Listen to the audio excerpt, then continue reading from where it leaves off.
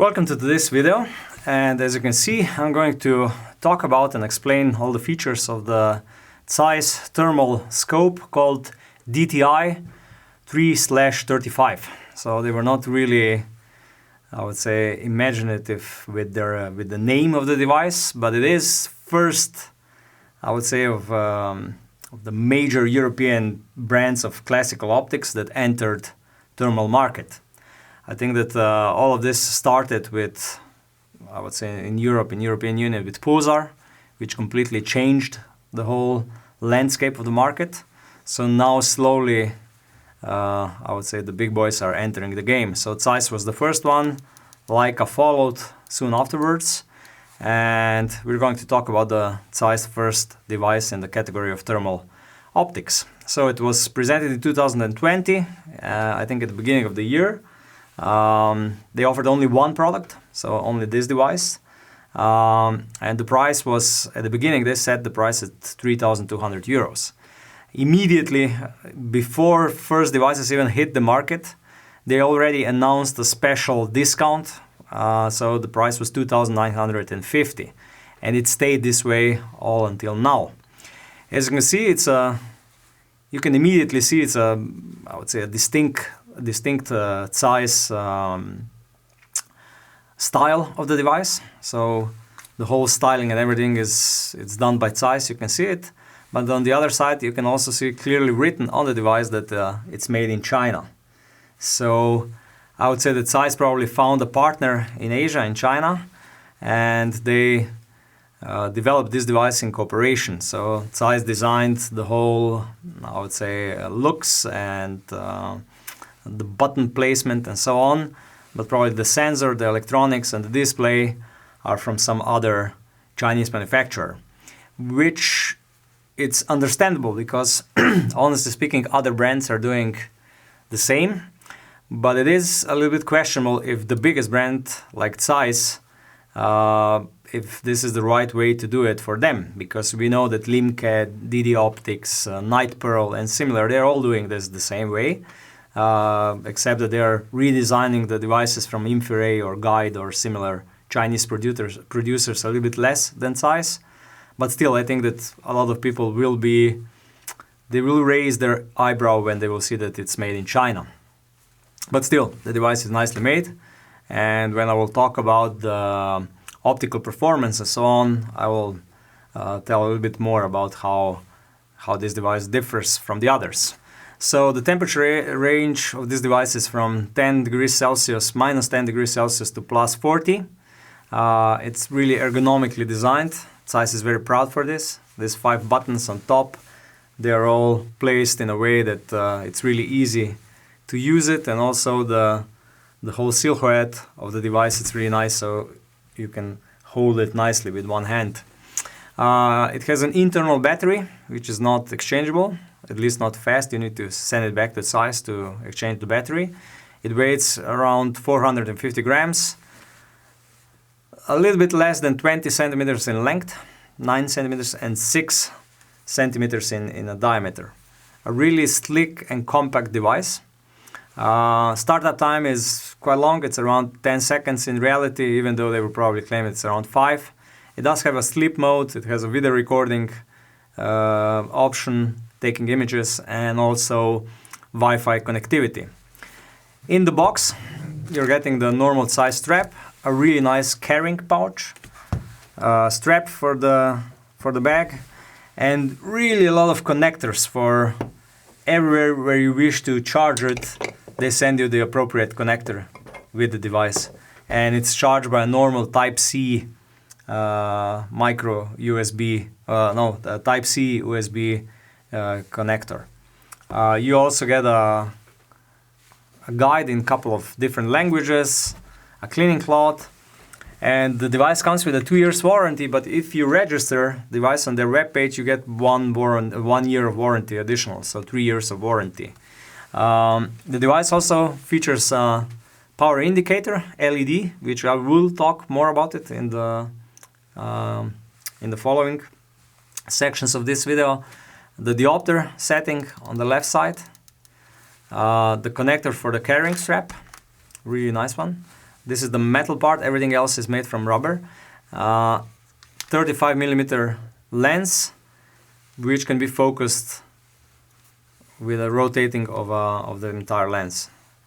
And normally attached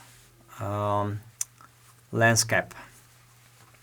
So what can I say about the build quality? It's really funny because all of these parts on top and on the bottom are made out of rubber, and then I would say hard plastic in between. And when the weather is really, really cold, when you're holding it with your bare hand, it happened to me on a hunt maybe 3 weeks ago, then you noticed how much more pleasant the rubber is compared to plastic. Or I had some other devices which had a housing out of magnesium with me, which is really, really cold compared to this rubber. This is a plus side. On the downside, you never know how long this rubber will last and if any signs of use will be apparent on it in time. All the buttons are also made from rubber. Power button, recording button, selecting of options in the menu, left and right or down and up, and the menu button. Okay, if we go to the sensor it's a really standard one, 388 by 284, 17 microns of pixel pitch, that means the distance between two pixels, and the refresh rate is 50 Hz. NATD value, so noise equivalent temperature difference, they are not saying, but I would say around 40 from what we have seen, or their algorithm is really good. Maybe it's even 60, but their algorithm is really good, who knows. They are not putting it in their specs. The calibration modes are manual and automatic.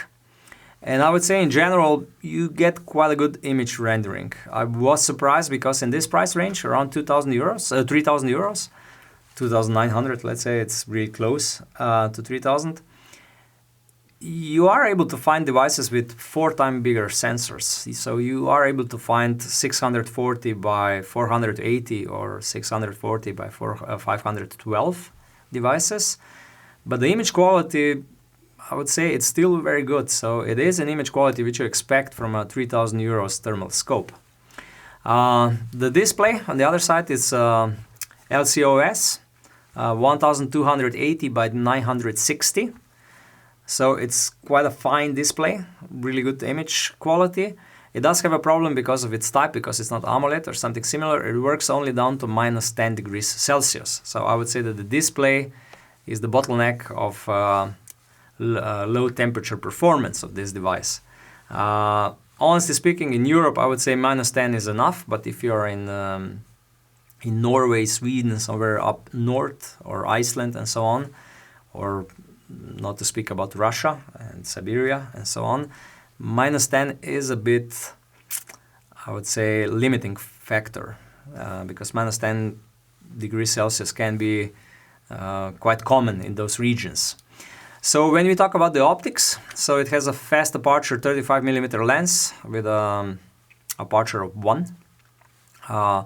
2.5 times is a standard magnification, and you get around 190 meters of field of view at 1000 meters.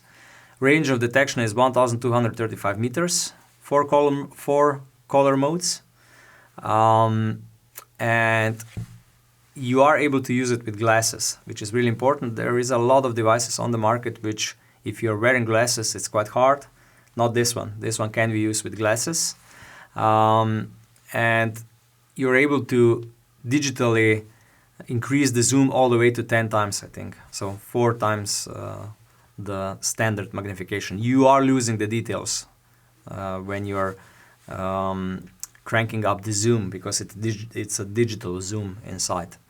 What I'm also able to tell you regarding the optical performance is that even though when you look at the range of detection, when you look at the lens specification, and especially sensor specification, you are considering, okay, this is quite an expensive device. Okay, on the other side it's Zeiss, but again, it's made in China.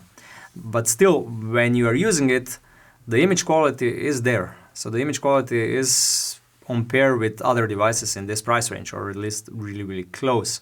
What I do like, and I would say, because I have seen almost all other Chinese devices of this type, Zeiss did manage to offer the lowest possible brightness of the display among all devices which I know. And this is really good because it doesn't drain your eye that much when you're using this device during the night. So when you put the brightness of the screen to the lowest setting, it's really, really low, because with majority of other devices, even at the lowest setting, it's still too bright and your eye hurts with prolonged use. So the menus are, I would say, really easy to use, very intuitive, and also the button placements and so on. I would say there was some effort invested into this matter, because it's, even when you're using it, it's really easy to understand where it's the button for recording, where is the menu button and so on. Even during the night, it's quite easy. The device has 15 gigabytes of internal memory, so enough for all the videos and all the images. Check one video where I took when I took a video of bears with this device when I went hunting here in Slovenia. It's a really good video, and you're able to see the image quality because the bears are somewhere around 70, 80 meters away, and you're able to see a lot of details and so on. The connectivity, it has a Wi-Fi connectivity, and it does shines in this respect because this is one of the few devices that have a dedicated app. And that's the difference between, let's say, Limke and Night Pearl and similar devices which don't have the funds to develop their own app. They use just the apps from Infrared or Guide or Hikvision. Zeiss has their own app, hunting app, which you're able to connect this device to. So really, really nice feature. Normally they are, I would say, still not on the same level as Stream Vision from Pulsar, but this is their first take. Okay, I think everybody is waiting for the last part of the review where I go through the positives and all the, I would say, features which could have been done better and where still some room for improvement. First of all, what I need to say is that for the first try of Zeiss making such a device, I still have an NDA written with them because we talked about thermal 6 years ago or something like that with them, and they were already considering thermals at that time. Their first try, it's already a very decent device. That's first thing, and very well thought out device. So if you look at the similar devices from Chinese manufacturers, they are not ergonomically on the same level, and they are not well thought for a European hunter. This device is. So I would say this is a big plus. Second big plus is that the image rendering is really good, especially when you consider the specification of the sensor. So it's good. The ergonomics, it's really nice. The device is, I would say, pretty or it's nice looking. The style is nice and so on. Ergonomics is nice. This is all a big plus. Also that their app is a true Zeiss app. It's a big plus. And I also like the screen brightness. I think that when you're able to decrease the brightness to the level that it's not draining your eye during the night, it's a big plus, because this is something what many other manufacturers struggle with. So where things could have been done better? First of all, it's made in China. I think that if you're able to see that Pulsar is producing all of their devices, or I would say majority of their thermal devices, and all of their thermal devices in this price class in Europe, and when you see Leica is able to produce a thermal device in Germany, then Zeiss could have been done better. So Zeiss could produce this in Europe. It probably would be a bit more expensive, but Zeiss users would wish that it would be written made in Germany on this device. Second thing is internal battery. I know that many of the producers, especially from China, are already developing interchangeable batteries in their thermal scopes, because once the Pulsar showed to the world that this is possible, now everybody has a disadvantage compared to Pulsar for not having interchangeable batteries. I'm mentioning Pulsar because they are a true benchmark in this market. They are more or less owning the market. But I do know that Zeiss and Leica and others will, I would say, get a part of the market from them in the future. So interchangeable batteries. This is also something what could have been done better. The display, the use of LCOS display and having a limitation of device which works only down to minus 10 degrees Celsius is also a minus, because let's say if you're in Norway and you're using this at minus 25, it won't be good. So they should have used AMOLED display so that they could get down to minus 20, minus 25 or something like that. The LED indicator. This is something what each and every device should have, because when you're hunting during the night, there is a lot of hectic situations when you're turning on the device and then you're not sure if the device is turned on or not. Even if you put it into sleep mode when you're not using it and then waking it up again from the sleep mode, it can happen that you're not sure if the device is working or not. And all devices have I would say, in reality, quite a long startup time. Even though they're writing in the specification 2 seconds, 3 seconds, 5 seconds, and so on, in reality, it can be 10 seconds also with some, especially at low temperatures when the battery is cold and so on.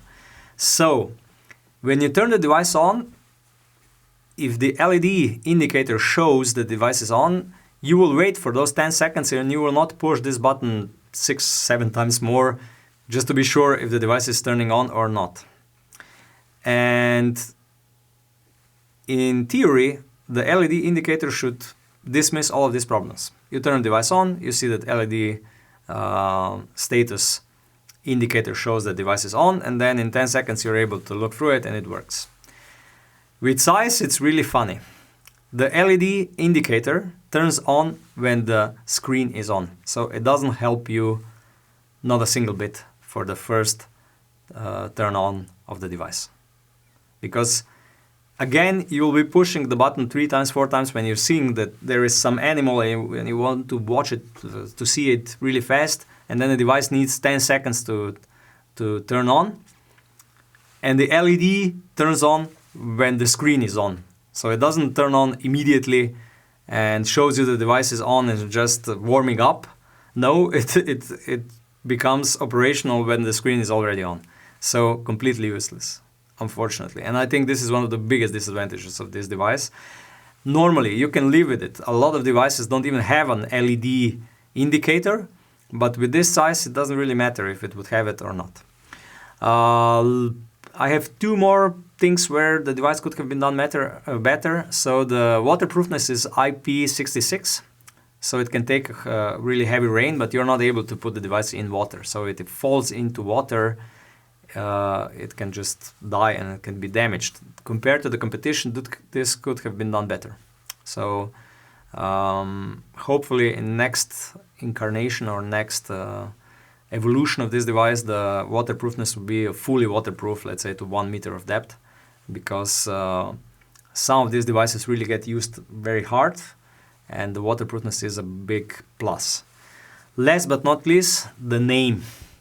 DTI 3/35. I think that they could use more of their imagination for the creation of the name. Let's say it could have been Zeiss Victory Thermal or Victory T. Not the T, they have the coating T. Something more, I would say, catchy. Because DTI 3/35 is so-so, and especially if they will have, if other DTIs are coming to the market in the future, I presume and I hope that they will, nobody really remembers the numbers so well, especially when you have 3/35, it's really hard. All in all, great ergonomics, normally a really big name, very famous name, and good image rendering. So the image rendering is really good. I would say it's quite worth the price. And for the first go of Zeiss into thermal, I would say they produced a decent device. Normally, it's not perfect, but it's their first device. Still, really worth a try. And if you are in the market at 3,000 euros and you have small hands looking for something which is compact, nicely made, and especially if you use glasses with really nice eyepiece, which will allow you to use this device with glasses, you should consider Zeiss. Thank you for watching. Please check our videos in the field with this device, where you're able to see its optical performance. And if you have any additional questions, use the comments below and subscribe to our YouTube channel. Thank you.